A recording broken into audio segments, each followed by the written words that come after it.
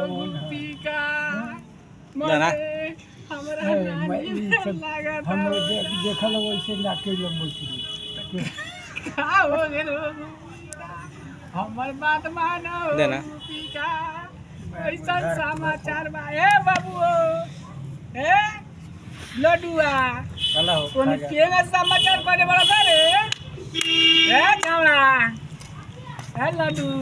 गाना मर जावा का चापे हुआ से हो लड्डू केगा समाचार बा तोरे मुंह में से नाम ऊपर तो नया बात काट के धो दीबा